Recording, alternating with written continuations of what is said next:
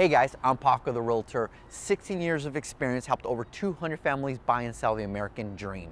I'm a local expert, I'm a professional, and I take care of my clients. I pride myself in educating my clients, and I'm also really sarcastic and a storyteller.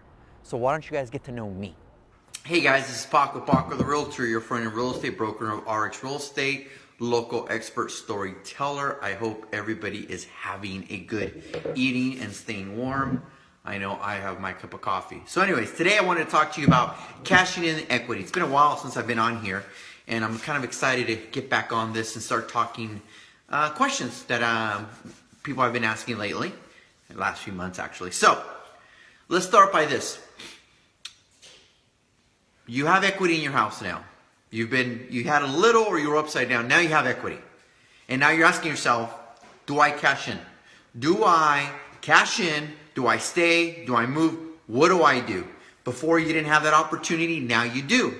So let's talk about that. Well, let's start with this. I am not talking about a flip. I'm not talking about being a flipper. I'm not talking about going out and selling your house to buy something else to fix it up to resell. I'm talking about a primary residence. So let's begin there, okay? So I hope we understand that. So that's one. Two, I don't have a crystal ball. Don't time the market or the market times you out. Whether you cash and wait, whether you cash and buy, or whether you don't do anything is entirely depending on what your goals are. That's it. What are your goals? So your first goal is, or your first option is, you bought a house, you have $100,000 in equity now. You're thinking, man, maybe now's a good time to sell. Maybe I cash in, I rent, and I wait for the market to correct itself, and I buy a bigger home because you had a beginner home and now you want to move up, and right now houses are just too expensive, right? So let's talk about that. So let's assume that your payment is $2,000. Let's assume that you can sell your house and make $100,000 profit, okay? So that's how much money you take home.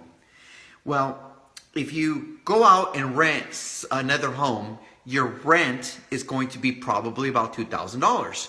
Let's just assume it's like for like, right? Well, what happens is your mortgage didn't go up. You're paying somebody else's mortgage, but now you're sitting on all this cash. Now, if you're disciplined and you can hold on to the cash, put it in a CD, something conservative, and make some interest on it, then you know what? It's not a bad idea as long as you understand you don't know when the market's going to correct, and you don't know how long it's going to take for the market to correct. Here's the problem with option one, or here's the challenge. Cash burns through people's pockets. So if you're sitting at $100,000, all of a sudden, I can pay off my debt. I can buy that new car. I can buy that new RV. So that's the problem. So you have the discipline to put it away. Hey, Mark, my good buddy. Thank you, bud. So if you have the discipline to put it away, then it's not a bad option as long as you understand you're going to be renting. Now, if you don't have the discipline and you're scared, don't do it. Don't do it. I've seen way too many people use their house as a credit card and it comes back and bite them. Remember, real estate is our savings account. It forces us to save because of the future equity, because we're paying a mortgage, right? So treat it for what it is. All right. Second option. I want to sell my house. I want to cash out and I want to buy a bigger one. What's up, Chris? Thanks, buddy. It's been a while since I've been on here. Took like a 3.5 month break.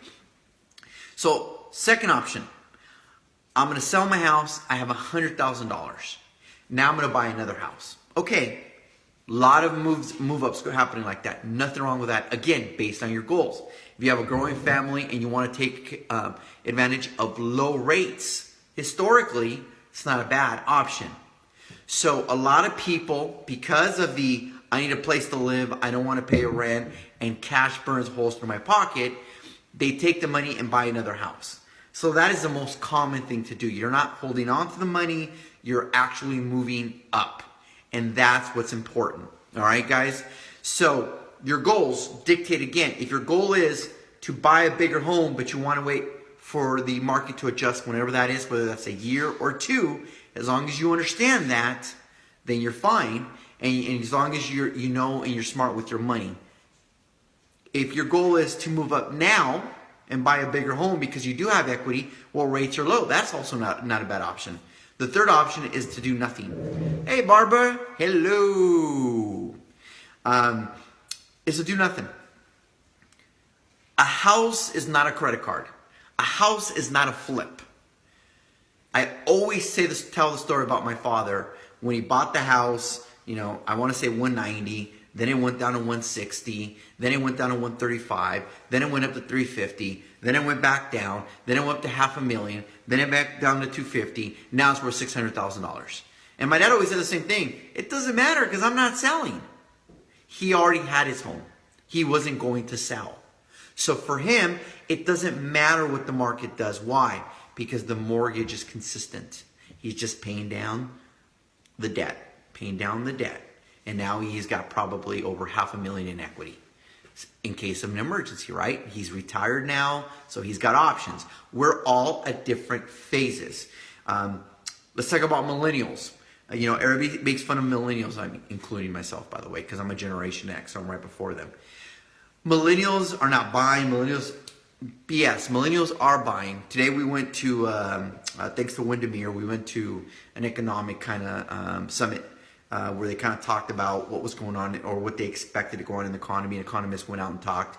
And he said what I've heard before, which is millennials are buying. They're just taking a little bit longer to buy, right? But they're still buying. They're just delaying it. So if you're going to buy, if you already own a house, you're not in that situation. And today I'm specifically talking about that. The reason I bring up millennials is because millennials are looking to buy. It's just taking them longer. That's the key, okay? So I just want to bring that out. It's taking them longer to buy, so the buyers are still out there, so there's always going to be buyers there. We still suffer from lack of inventory, so we still have lack of inventory. Rates are still low historically, so all the factors are there to buy. But what's happening is that all of a sudden you have all these sellers sitting on equity, and they're debating, what do I do? Do I cash in and buy another one? Do I cash in and sit on it? Do I cash in, rent, and wait? They're all good options based on what your goals are. What are your numbers? What do I always tell a buyer before they go out and buy? Get pre-qualified. Know your numbers. Know your rate. Know your interest rate. Know your payment. Know your down payment. Know everything. Well, if you're going to sell, it's no different. What's your goal and what are your numbers? If you're going to make $100,000, what are you going to do with that? If you're going to rent and it's equal to your mortgage, okay, if it takes 2 years for the market to adjust down 15%, just give you an example. Well, that's $48,000 you just paid in rent to somebody else. You made $100,000, now you have $50,000, right? So just know that it's not a bad thing. You just got to know your numbers. You know, the argument can be made, well, if I don't sell, I can't cash in that equity. Well, that's also correct. If you don't sell, you can't cash, because even if you get in a line of equity or refinance, you'll never do more than 80%. There'll always be 20% of equity in your house because the bank wants that protection. So the only way to cash out 100% of that money is to sell. But you got to understand the other what's going to happen when you do that. So please, please, please, please, what's the moral of the story? Goals dictate what you do. Numbers dictate what direction you go.